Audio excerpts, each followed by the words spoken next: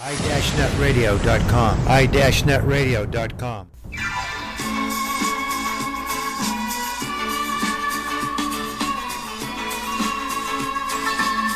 Добрый день, и добро пожаловать.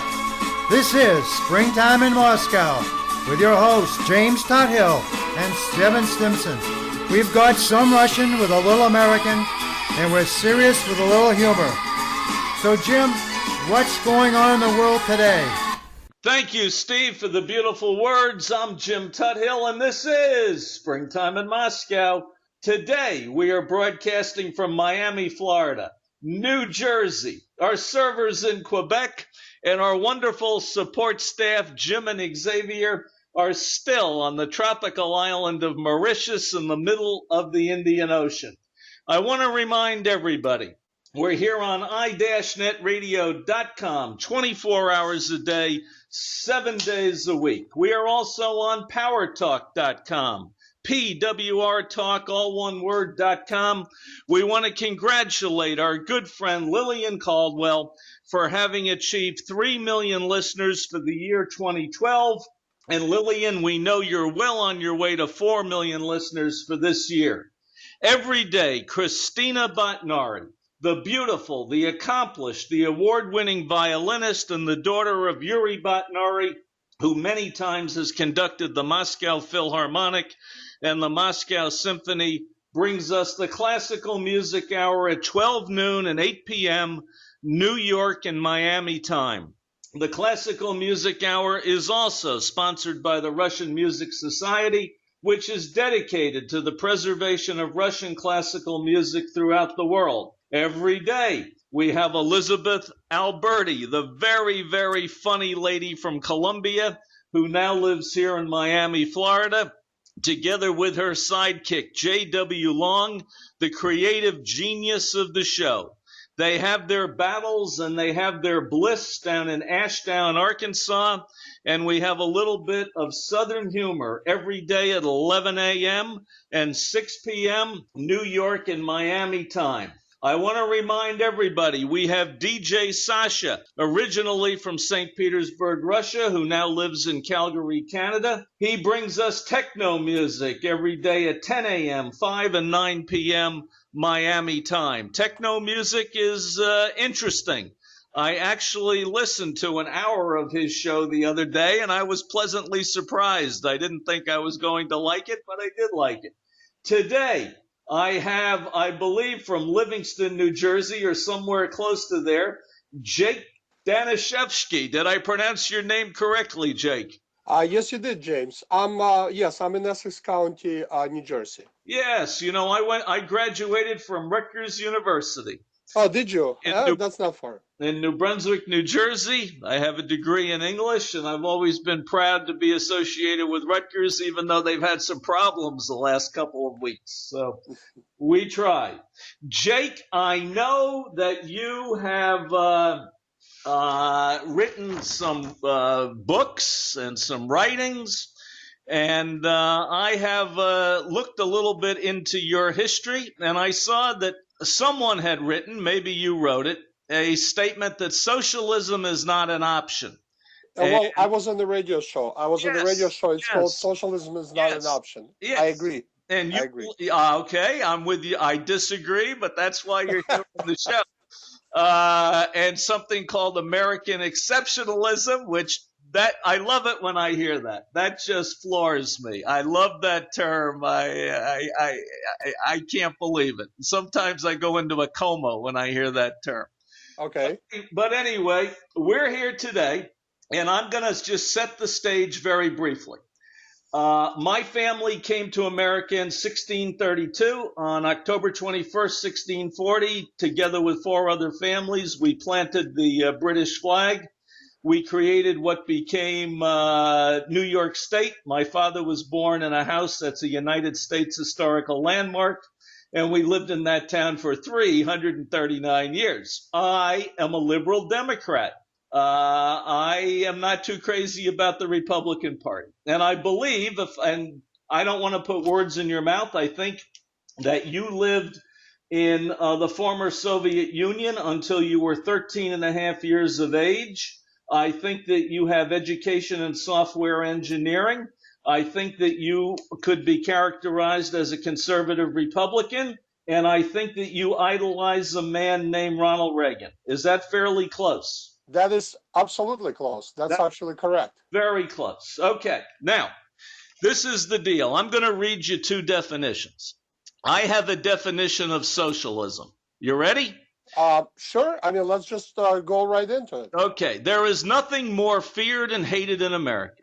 The word alone sends shivers down the spine of the American people. Those three syllables conjure up images of Big Brother government ruling over all of us, telling us what to eat, wear, buy, and think. Our children in national uniforms, being indoctrinated with propaganda in government education camps that used to be schools, turning them into little slaves, while their parents work 12-hour shifts in the concentration camp that slaughters rich, successful billionaires, as the poor and needy get $1 million a month in welfare. A murderous government waging a war against freedom and liberty to gain complete control over everyone and everything. Okay. You're laughing. Okay, go ahead. I don't know if your vision of socialism is quite as severe as that, but that's somebody's vision of socialism. Now, I'm going to give you a second definition of socialism, which is a lot shorter and more to the point. Okay. Socialism is taxpayer funds being used collectively to benefit society as a whole, despite income, contribution, or ability. Okay? So we have a man wrote two definitions of socialism. All right? You're with me on that so far. I don't agree with them, but yes, I'm with you. Okay, I don't know if anybody agrees with any of that, but we try. We try. Well, no, I actually agree with a lot of it, but okay, now, go ahead. All right, now we're going to take this from the top, Jake, from the top. You live in Livingston, New Jersey, which is how far from New Brunswick? About half an hour. Okay. Today, have you left your home? Today? No, actually, I've been busy this morning. Okay. Yesterday, did you leave your home? Of course, yes. Okay. Did you take a highway or a road to get there? I know where you're going with this, but that's not socialism. That's infrastructure. It's slightly different. Actually, let me. No. But you did take a road, didn't you? Okay, I took a road. Yes, James. You took a road. All right. And you're not afraid to call the police or the fire department and have somebody call you a socialist, correct? No. Okay. And maybe you've even mailed a letter from the Postal Service once or twice. I don't know. Maybe you only use FedEx or private services. Is that the same Postal Service that has never produced a profit in the history of Postal Service? Yes, I did. Yes, I did. Good. I'm with you. And of course, somebody picks up your garbage and takes it to a public landfill. Which I pay for with my tax dollars. Absolutely. Yes, I agree with you on that. I agree. Wait, okay, but I mean, we're not talking about socialism. We're talking about. You don't have anything against kids getting free polio vaccines, do you? Well, there's a question, but no, I mean, they're not free vaccines. We pay for those. Well, okay, somebody pays for them. Somebody always pays for something. But you don't have any problem with the government vaccinating kids against polio. No, I actually do. Kids I actually do. Polio. Okay. And I take it you've been to a museum someplace in the United States, correct? I always leave contributions, so it's not exactly a government-sponsored organizations. But you don't have anything against some poor old lady getting a Social Security check every month, do you? Absolutely not. Well, we're going to go into it. I'll explain to you what I feel about that. And you don't mind taking a stroll in a public park every now and then? No, parks are fine. And we have tons of beaches here in Miami Beach, okay? And those state-operated, paid-for, mandated beaches, they bring in a lot of tourism, okay? But where did the state get the money? We're gonna. I mean, you're bringing up good points. Where did the state get all this money? From taxes, my friend, taxes. Yes. Hey, but when you increase the tax rate, you increase jobs, my friend. No. Please, James. It's what you are saying, okay? You believe in the Heritage Foundation. Okay, let me just finish this. Then you don't mind if poor people take a bus, do you? I don't mind anybody doing anything. Okay, and you don't mind if we have street lighting so we don't kill each other at night It's fine. driving down the road. I'll say yes, and then I'm gonna have a chance to speak, right? Okay. Now, I wrote a book, a 750-page book. I don't know if it'll ever be published. It's a Bible. It's probably a Bible because that's a lot of pages. It sure is. I did write a novel, which isn't that. Some people liked it, some people didn't. It's called One Good Daughter. It's a mafia novel, and it was published. Okay. And so that's my writing time. But anyway, I did a history of America through the eyes of my family. All right. And I'm not saying that my family was perfect in any stretch of the imagination. When they came to the United States, they set up a theocracy. And that means if you didn't belong to the Congregational Church, you couldn't own property. You couldn't be what they call a free man. You couldn't vote, and you couldn't be an office holder. And for all effective purposes, you could not transact business. Now, many times, and I went to college in New Jersey. I was in a fraternity. It was probably half Gentiles and half Jewish guys. And people used to talk about how over in Europe, Jewish people were restricted from owning property, from engaging in certain occupations and certain businesses, from what they could do. And I looked at them and I said, whoa, boys, what do you think they did to the Puritans in England before we came over here? Very, very similar things. So I know a little bit about all these various and different topics, okay? Now, up until roughly the Civil War, we had many, many, many private roads in this country, and you would have to pay a toll to go over those roads. And as you went from one guy's road to another, you'd have to pay a different toll. We only started public education here around the time of the Civil War. I think the Bolsheviks brought it in as a compulsory thing in Russia in 20 or whatever. And, we had all sorts of non-socialistic things. But what happened was, as Dwight D. Eisenhower was smart enough to know, he built an interstate highway system using taxpayer dollars. And what that allowed business people to do was to transport their goods, and it allowed business people to make oodles and oodles and oodles of money. So you had a combination of socialism and capitalism. Okay. And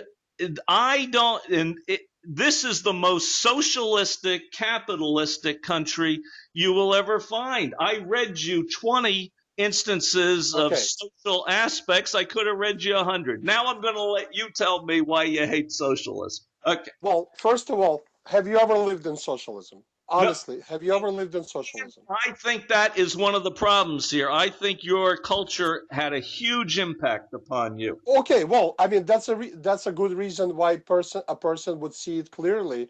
Why pure socialism? I mean, listen, when you mentioned some of the things, let me take them apart. May I? Sure. I mean, this is your show, so I want to be respectful. No. You get to say what you want. I just throw and you. Okay. Let me take it apart. First of all, infrastructure, roads that you claim that were paid for by socialist policies. First of all, private companies, private enterprises were hired to build those roads by government. I agree, but they were government contracts and they were private companies. That is absolutely true. Wait. Let me finish. I just want to say one thing on that. The biggest construction companies in this country, Bechtel, Brown and Root, J.A. Jones, they all feasted off government contracts. That's how they got rich. You look at it as feasted. I look at it as they created jobs, like you said. They created jobs by building roads. Okay. Now, let's wait. Were those companies corrupt? Perhaps. Is the government corrupt? Definitely corrupt. But will I look at it like, okay, well, we're socialists because we build roads so we can communicate, so we can transport goods? No, I mean, listen. No, Jake, I don't think those companies were necessarily corrupt. They made a healthy profit, but that's your right in America to make a profit. Okay, good. So we agree on that. Beautiful. Yeah. I love it. I love this so far. Yeah. Now you say I send a letter, post office. Let's take a look at post office, Amtrak, and few other subsidies that government owns. Have you ever seen them turn profit a single year? Now, Who pays for them? Of course we do. Government makes decisions to make these things available for us. But now, let's say you privatize post Okay, office. but hold it. I'm going to stop you there 1 second. Okay. Now, as you know, the U.S. Congress put an onerous, heinous burden on the Postal Service and made them fund their pension plan like 25 years in advance, which nobody else has to do. We know Wait, that. wait. Okay. Let me ask you a question. Okay, but let's forget about that. Benjamin Franklin was in favor of the post office. George Washington was in favor. Listen, Yeah. fine. Do I say that Republicans in history made right decisions? Post office might have been a good idea originally, maybe not. The problem is that you're telling me it's a socialist policy, and I say, okay, fine. If it's a socialist policy, privatize it, and I guarantee you they will turn profit. See, every time you create a policy based on government decisions, you basically bring bureaucracy of any government into that decision. And what are you doing? You're making somebody spend somebody else's money, and they will never turn profit because they couldn't care less. Okay, then let me give you another example. You talk about profit, the profit motive. I have nothing against profit. My father was the president of a bank. My family had the exclusive General Motors franchise for all of Long Island. And God bless them. And God bless them. I don't know if God's blessing them. I don't know whether or not. Okay. But I want to give you an example. When I was a child, back when Abraham Lincoln was president, okay, we had something called community hospitals, and doctors and nurses were supposed to do good things for people and treat people and heal people, and their sole goal in life was not to make money and not to make a profit. We have now privatized hospitals. And do you see what has happened to the cost of medical care? Now, Jake, I was a big lawyer. I was able to retire when I was 52. That's how big a lawyer I was. Okay. Excellent. Thank you. You reap the benefits of a free society and free enterprise. Absolutely. And I did personal injury cases. What happens, and this is gospel, as they say over in the other side of the pew, okay? This is gospel. The hospitals and the doctors quadruple the bill, and then they're happy if Medicare or some lawyer pays them 1/4 of that. They still make a healthy profit. Privatization, in my humble opinion, screwed up medicine. No, I'm sorry, I will disagree with you. Insurances, yes. Insurances, pharmaceuticals, they're out of control. Yes. Doctors, I have a lot of doctor friends, and I know what's going on in that industry. Doctors, they have to raise their, to get something out of insurance. You know how much they get from insurance? It's minimal compared to what insurance actually gets. Doctors have to actually run their business. They have to pay the nurses. They have to pay, the hospital has a lot of fees, a lot of expenses. Medicare basically pays nothing, and Medicare gets a lot of money into it. I mean, now, is that a socialist system? No, because they get paid from our taxes that they take from our paycheck. I mean, now, if they privatize Medicare, I guarantee you it's going to be more efficient than what it is now. I mean, I can guarantee you that. Just like we see in any other government-run enterprise. Government puts people's money out on the street. Name one. Name one. Which one? Name something that was privatized that's run better than the government. Well, I can give you many industries. I mean, let's take health insurance, for example. Do you think the government is going to run Obamacare, so-called Obamacare, Affordable Health Care Act, better than any insurance? Do you think that... Hold it, Jake. Wait, let me finish. Many experts around the United States who say, yes, it should be a single source payer because... Oh, no, come on. James, James, look at... Jake, I'm just saying one thing. You get to have your opinion. But don't think it's... No, let me base my opinion on facts. There are zillions of people who think the government could run it better. Well, zillions of people that don't understand what it can do to society. Let me finish with facts. Okay. How can I give you facts if you don't let me finish my sentence? Finish. Okay. All right. For example, give me a nation, a nice nation, nice-sized nation, not third world country, where the government runs healthcare and it's actually working, that the healthcare is actually helping people and the government is not getting financially in trouble. Give me a single society that it works. Norway. Norway is a small country. compared to America. So I give you an answer and you No, but no, you're right. It can work in maybe a smaller society, and it's also a problem because see, the government takes the money in, right? Yes. The government takes the money in. Now it has to distribute. We're already economically weak. Now we're going to create a society where we have a problem with insurance. We're going to inject government into it, and we're going to basically decide from a government standpoint who needs treatments, who needs certain medications, who needs anything, and it's going to be done by bureaucrats. Do you agree with that? No, and I'll tell you why. Well, let me finish then. Let me finish, and then you tell me why. Okay. Now, England, Canada, they come here to get good medication because if you want to get good medicine, good treatment in England, in Canada, you still have to pay for it. Because I can tell you from experience, if you don't pay for it, the government officials decide what treatment you need, and you don't get the treatment you actually required. Okay, now you can tell me. Oh, I can refute that easily. See, Jake, I lived in the real world. I was a real lawyer. Okay. I know you were a real lawyer, and Okay. I was a real whatever I did in my life. Software designer. I'm with you. Okay, this is the deal. I'm also lived in a society where it's free healthcare, and I can Okay. tell you how people die from it. This is the deal. What we had back in 1984, we had something called the MRI machine, magnetic resonance imaging. Okay. Okay. And it had been developed during World War II, but the FDA took like 25 years to approve it, which may be okay. That was their right, even though it's a very non-invasive treatment. And what happened here in Florida was all the neurologists and the orthopedic surgeons bought into the MRI machines and the MRI businesses. So what they would do is, if you came in with a broken toenail, they would say to you, go get an MRI, because they wanted to make money for their little MRI company. All right. Doctors send you for needless, nonsensical tests and procedures all the time. Number two, they surgically operate on people who don't need surgery, and I could prove that to you 200 times in my career. Do you want me to? I agree with you that there's a corruption in the industry.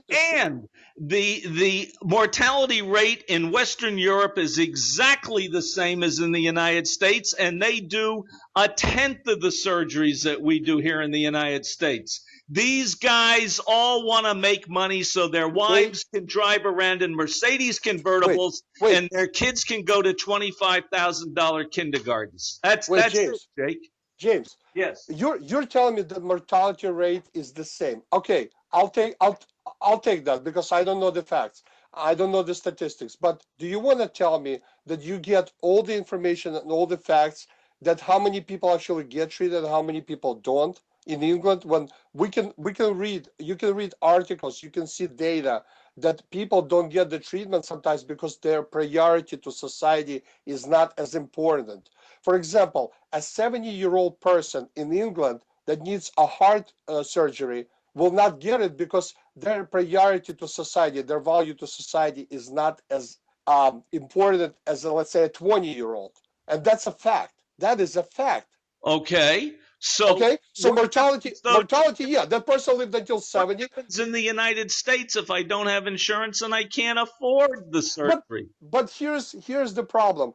We have the richest poor people in the world. Insurance in America is affordable. People choose to make priorities, and I'm not being heartless. I'm being realistic. For example, do you agree that a person can get insurance in less than $100 a month? A young person can get insurance. They choose not to. They have an iPhone. They have a pair of jeans that cost $200, but they don't take insurance. It's their priority. It's their choice. But the choice is theirs because it's a free society. A government is going to push you to get insurance that you might not want. I mean, seriously. Well, Jake, let me ask you a question. In 1994 and 1995, who came up with the idea of mandatory insurance, the Republicans or the Democrats? Be careful here, Jake. Be careful. I don't remember. I honestly don't remember. It's the Republicans. Obamacare was their idea. Okay, so it's a bad idea. Did I say Republicans make all the good decisions?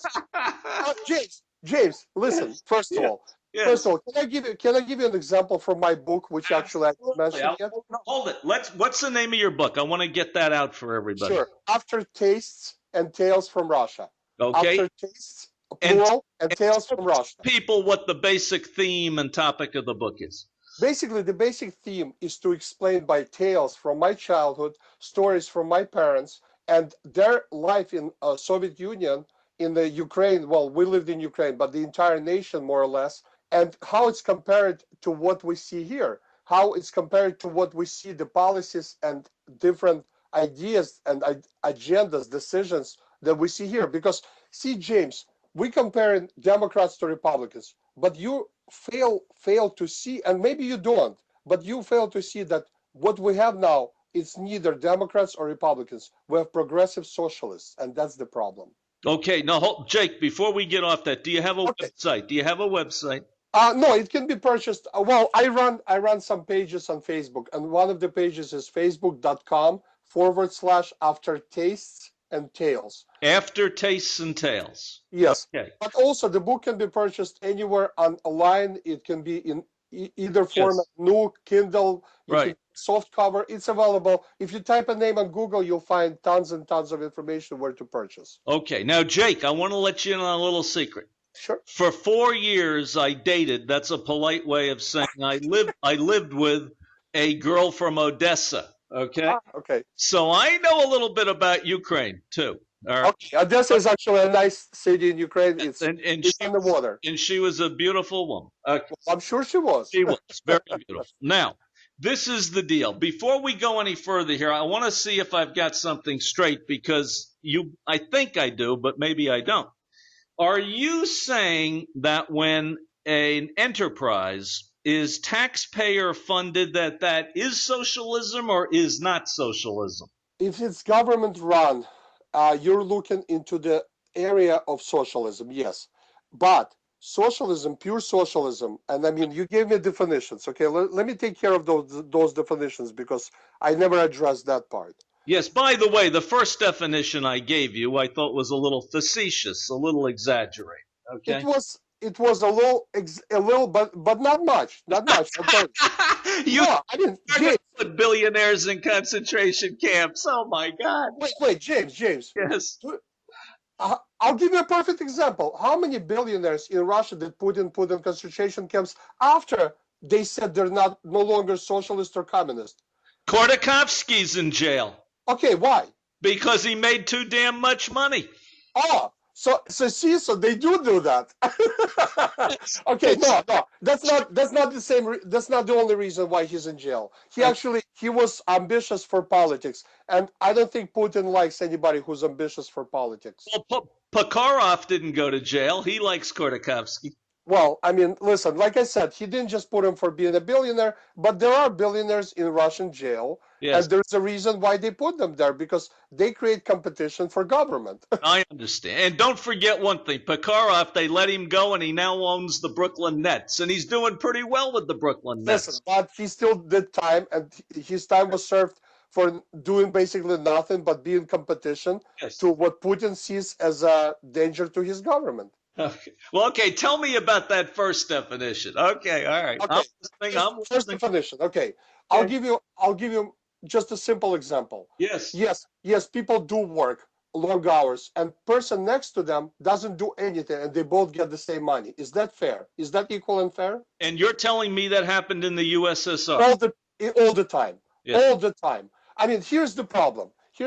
My father is a hard-working man. He's a blue-collar worker who retired some years ago, and he still works. He's a crossing guard because his mentality is to work to provide for his family. And he likes the freedom in America, but his mentality is, I could make some money. I want to get out and get fresh air. So he's a crossing guard. He likes it. He likes kids. He likes fresh air. Okay? Sure, why not? I like crossing guard. I think it's a great job. Okay. No, but let me tell you, in Russia sometimes, he was asked to work second shift. You know what second shift is, basically? Absolutely. Well, here, second shift is second part of the day. Over there, second shift, it's at night. In America, we have 3 shifts. The graveyard, we call it the graveyard shift. Yes. Graveyard shift. Okay. So basically, he was asked sometimes, because in Russia what they had is well, in Soviet Union. I'm saying Russia because it was one country when I left. Yes. And what they had is basically 5-year plan. Communists always have 5-year plan. What that means is that you have to complete certain amount of standard in the nation, production, and this and that in 5 years. They always tend to say that they complete 5 years prior to its deadline, and communism works. But you don't seem to see what they did is they lowered the standard. So if they said we're going to produce, let's say, this many pieces, and they produced less, they said, well, our standard was actually lower, so we produced more. But Yes. my father, okay, this is one of the things they did everywhere, in education, everywhere. But my father, he was a blue-collar worker. Yes. He worked really hard just to provide for his family, that the government paid him for his work. He could have been in charge of the department he worked, but he decided to be a worker because as a worker you got paid per piece that you made. But if you didn't produce, they wanted to show that the communism worked. So a guy next to him, an alcoholic, a useless drunk who didn't want to work, maybe he didn't want to be in that company to begin with, he was doing nothing. So to raise him as a citizen, to show an example that the society works, that the communism is the best society in the world, he would get paid the same money and his family get money, because how can we let his family starve if this guy has a problem? He's a sick person. He wasn't sick, he was just lazy and alcoholic, but they both got the same. Where's the equal? Okay. Where's the equal and fair? But Jake, can I just tell you one story? This is an anecdote, and anecdotes aren't so good when you talk about sociology, politics, medicine, scientific studies are better. But I'm just going to give you one anecdote. But no. I told you a story, but this is just one of millions. No, I understand, but I'm going to tell you a story. I represented, for some reason, I don't know why, 3 postal workers whose legs and ankles and feet were injured. One of them was about, 32 years old, and she was watching what we call Sunfest in West Palm Beach at the end of May when they have fireworks, and she went out on a patio at a private club over the water, over the Intracoastal Waterway, and the thing collapsed, and she and 30 other people fell on concrete, which was in the water, all right? She went back to the post office. Jake, they wouldn't give her a break. Do you know the postal department treats their workers like slaves? They make them tote 60-pound bags. If you don't toe the line, they get rid of you. And we have a term in the United States. It's called go postal. Going postal means that you take out a gun and you shoot your employer because he's been too tough on you. The postal department, the epitome of socialism, is really tough on their employees. Slavery. Socialism is slavery. Well, but you don't have laggards. You don't have one person working hard and the other person not. No. But see, I mean, listen, we're living in but how many people, wait, let me ask you a question. How many people get laid off in government organizations? Think about it. So now, if they slack off, none. Very few. Zero. Exactly. So let's say you decide you work for motor vehicle and you decide to slack off, which they do most of the time. I agree with you on that, Jake. Yes. Okay, so I mean, so in the reality, you do have a pure socialism in those organizations. Now, also, you pointed out something really, really great that I wanna expand on. You said that they made them work. They made them. So there is no equal and fair in government. The only thing is it's a slavery. It's a slavery because they pay you less and you work as much as they want you to. Now, consider that on a national scale. I mean, not just one specific. But Jake, you don't think Walmart does that? Oh my God! Walmart, you can leave Walmart. You can get another job, better job, and Walmart is an enterprise. They want to attract employees. So now, if they work you like a horse, you can leave or you can stay. It's your choice. You can leave the post office. You can leave the post office. That's the point. But. Yes. But no.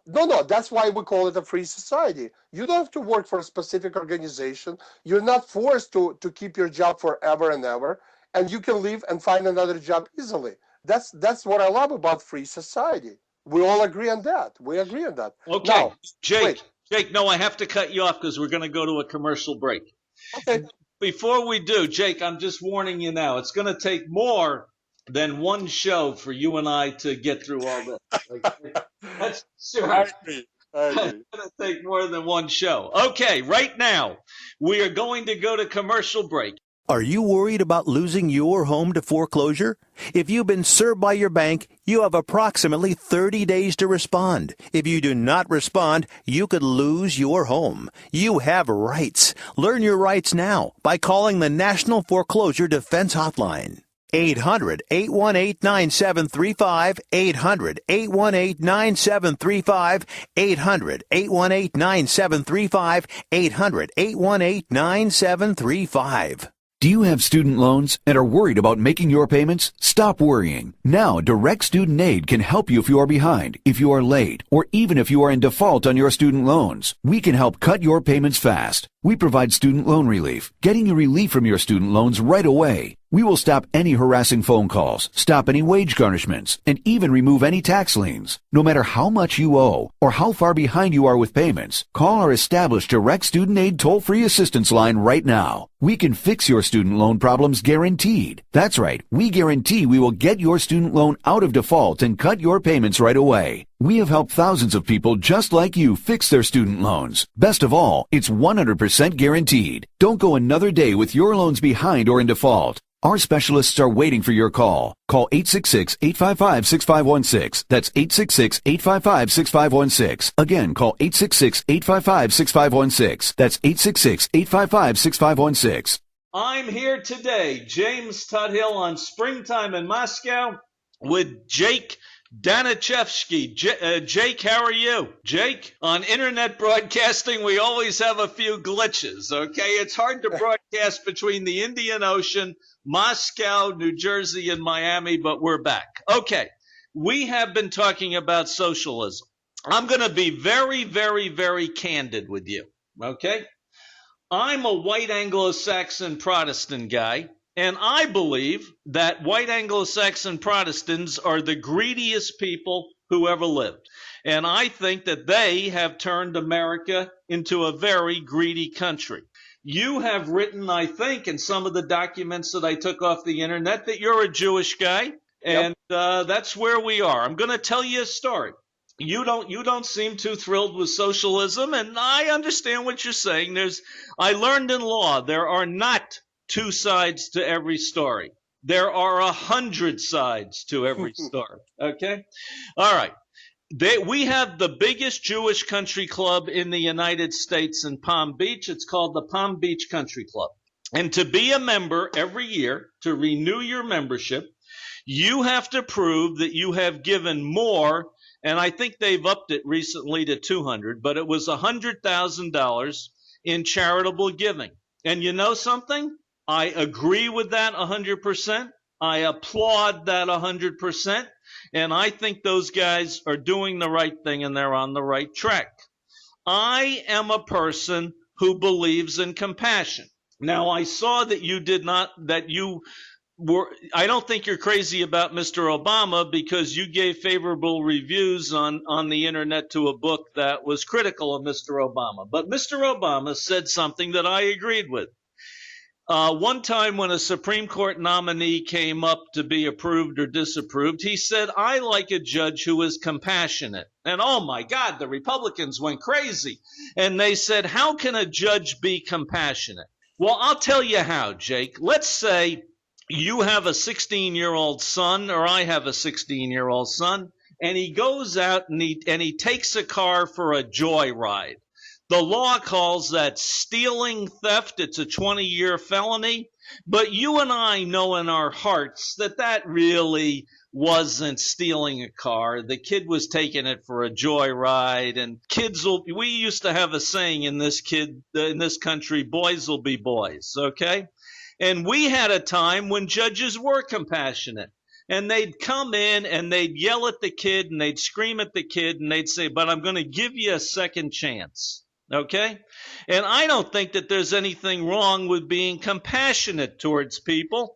And that's why I don't really have anything against socialism, because I think it's more compassionate than capitalism. Now, tell me what you think about compassion. Okay, first of all, a 20-year-old, and I'm not a lawyer, but a 20-year-old will be tried as a minor, so he's not going to get maybe the same sentence. But I mean, like I said, I'm not a lawyer, but No, that you're was stuck correct. out. You're correct. You're correct. Okay, good. Okay, so we agree. Good. We're in agreement again. Now, compassion. I'm very compassionate. I'm very compassionate when it comes to example. You said Social Security. First of all, Yes. I pay into Social Security. You paid into yours. So Yes. it's not exactly entitlement. But I mean, I wish Social Security was run more efficiently. But here's my compassion. Yes. I believe in welfare for all older people and the needy people that are actually sick or not capable. But if you have enabled and capable people not wanting to work and encouraging not wanting to work more, that's a problem. That's not compassion. That's a problem. That's a problem that will eventually you run out of money. And who's going to pay for those same people with your compassion or anybody's compassion to do that? Now, you mentioned that country club requires members to do something. Excellent. Yes. Excellent. Actually, they're not forcing anybody to do anything. If you want to join our private country club, which is a private enterprise, this is our rules. And the people that are compassionate, that want to donate to different charitable organizations, I praise them. I actually listened to some people on the radio yesterday, and some people that I usually don't agree with, they were talking about donations and how much they donate. And you know what? I agree with people that are able to donate and donate a lot, but it has nothing to do with the government saying where you should donate or where you should put your money. It's you personally, and that's a great, compassionate way to do things. But an attorney or a judge should go by the law. And yes, compassion, he should exercise his own compassion, but when the government tells them to exercise it, that's bending the rules. If the judge decides to exercise compassion and be more lenient because it's a first offense, it's not a serious, it's not a dangerous offense, nobody got hurt, the judge can exercise that compassion on their own, but not because the government decides that this is the way it should be done and the compassion should be utilized. Okay, but you don't hate a judge if he is compassionate at times. I don't hate anybody actually. Okay. All right. I personally like what you said. I like the way you said Mr. Obama because you didn't call him president. I agree with you. Okay. I don't hate Obama as a person. If he's not a president, I do not hate a man. I hate his policies. Okay. Well, we're going to save that to the second show because you and I are going to do yet another show because I've got to get in. I think President Obama has done a great job. Oh, you called him a president. And obviously you differ completely with me on. I would like for you to tell me one single thing that he's done great for this country. That's basically it. That's going to take a whole show just okay. So we'll do another show on that. Talk about President Obama. No, you called him Mister. I like the Mister more. I know you don't like him. I understand. Okay, I don't like his policies and his view of destroying this country. But I want to follow up with you on something else before we get into another show. Okay. All right. Now, I will agree with you that there are able-bodied people who have some semblance of an education. They can read and write, who just aren't working in this country. And I suppose they are getting government benefits. All right. Mm-hmm. And there are a fair amount of those people. I don't think everybody on food stamps is a malingerer. I think that a lot of people that get food stamps do it because they have to, and maybe they couldn't get a job, or maybe they got sick or whatever. And I think that there are people on welfare who have legitimate reasons, but I will agree with you that there's a certain groups in our society that just don't want to work. And I guess when you work, you contribute to society, I suppose. I don't know. Well, now, my question to you is, Jake, why, and I don't know the answer to this. This is not a rhetorical question. Why do you think those people aren't working? Why do you think they choose not to work and just sort of take the government benefits? Well, that's a great question that we as a society should ask ourselves every day. Instead of feeding the beast, so to speak, and I don't look at those people as groups. I look at them as individuals who choose to make bad decisions. I mean, we look at those people and we say we need to be compassionate. I say we need to be fair to others And if we want to be equal and fair, we should give them the opportunity. We should give them skills training if we have to. But instead, we feed the beast and we say we're compassionate. We're going to help those people. And in reality, we're creating a society of takers rather than providers.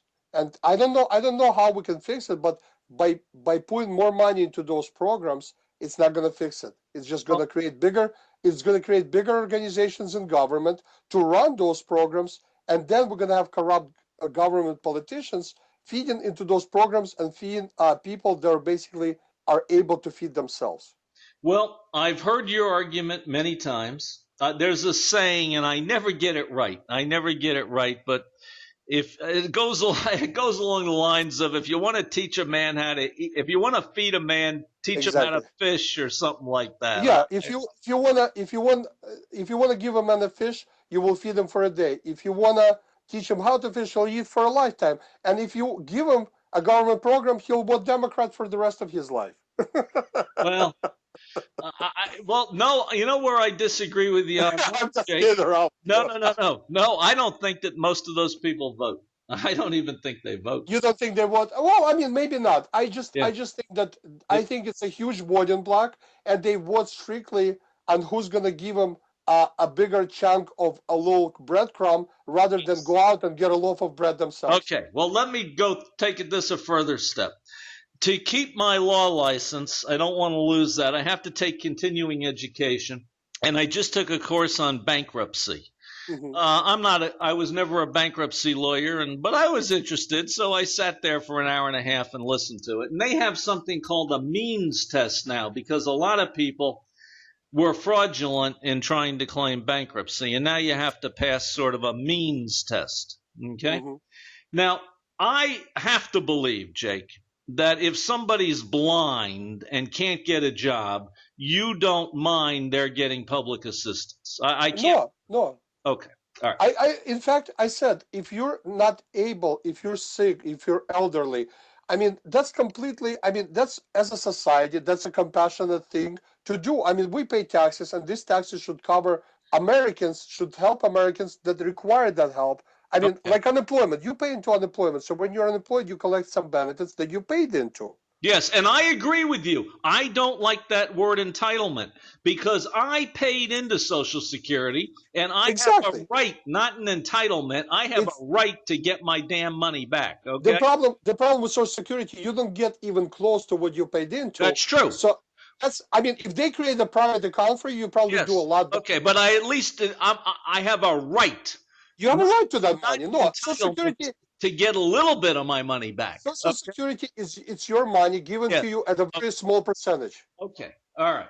So now, are you telling me then that we're going to have, and I hate to use this term because it sends you into orbit, but are we going to have a bureaucratic means test where some bureaucrat is determining who's needy and who's not needy?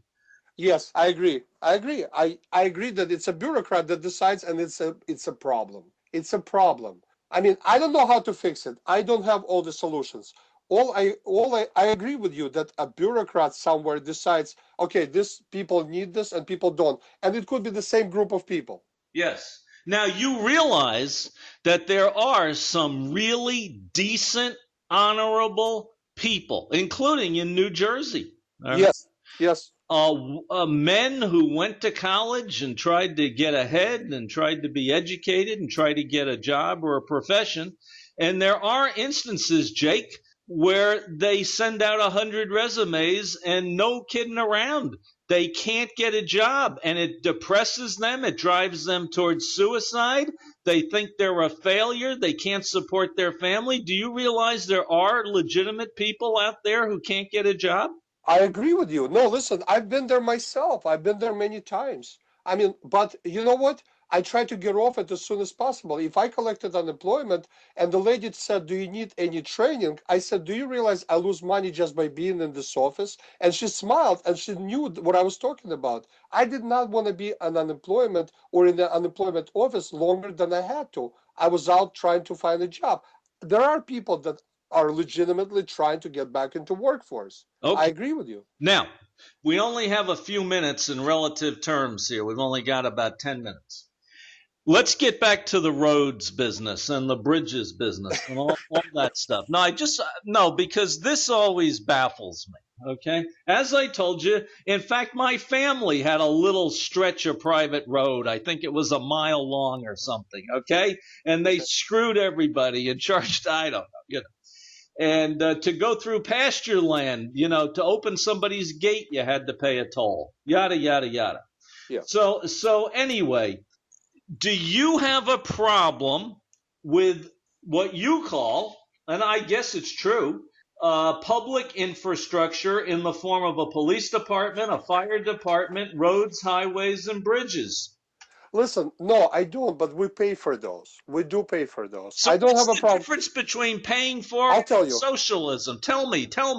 Well, I'll tell you. See, this is the problem most Americans don't understand. They think that just because a government is paying for something, like this is local governments, first of all, a police department, a fire department, maybe a free program, it's local departments. And our constitution was based on local governments taking care of their own funding. Okay, now when you inject federal government, somebody far away seeing and deciding how much money would New Jersey get for police department from people that don't even go to New Jersey, they're not even related. Now you got government making more bureaucracy decisions, more government agencies created to make decisions. Now, if we decide in our town we don't want to pay for government programs, we will have a meeting and we will make that decision locally. Now, since everybody knows that you move to my town and you have to pay a certain amount of taxes, it's a decision you make because police department has to get paid, and it's a local decisions. Now, if let's say you said greed before, I wanna bring it up. Just may I interrupt for a second? Absolutely. Okay. I say that America has two problems. We're too greedy and we like to go to war too much. Okay. Do you think a socialist society is not greedy and it doesn't want to go to war all the time? I mean, let's put war on the side. I want to talk about greed. The problem with people being able to indoctrinate themselves to socialism is because they think capitalism is greedy. Do you think that in, let's say, a socialist society, there is no greed? Jake, I think greed is part of human nature. It's a part human of the nature. Human condition. You put two people in the same room and you tell them they now share everything. One person will always try to grab more.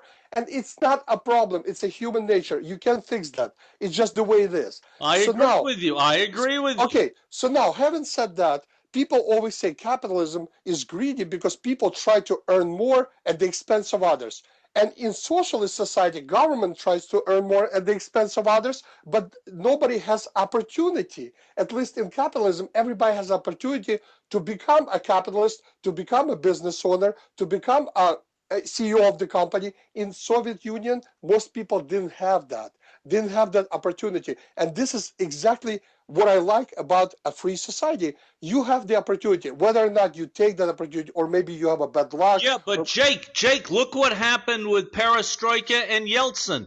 They quote unquote privatized everything, and guys who were wearing a communist hat with a big C on top of the hat. Well, I guess capitalism has a C too. They changed their hat and they became capitalists in a day, yes. And they took over the enterprises and made a fortune. But it's not capitalism, because these guys became gangsters and they became quote unquote business owners. Okay, now no. I agree with you. No, you don't understand. You don't understand. Capitalism that needs to be regulated. That's why you need government regulation on capitalism, because it will run amok. Wait, you need some regulations. Of course, you need some regulations on business. You need some laws to protect business from business, state from state. You need those laws. And these laws were already part of our constitutional laws to protect. And yes, if we put some regulations to, let's say, regulate how businesses do practice between each other, that's great. But in Soviet Union, in Russia, when they went through perestroika, it was slightly different. Today, let's say you're a business owner, right? Yes.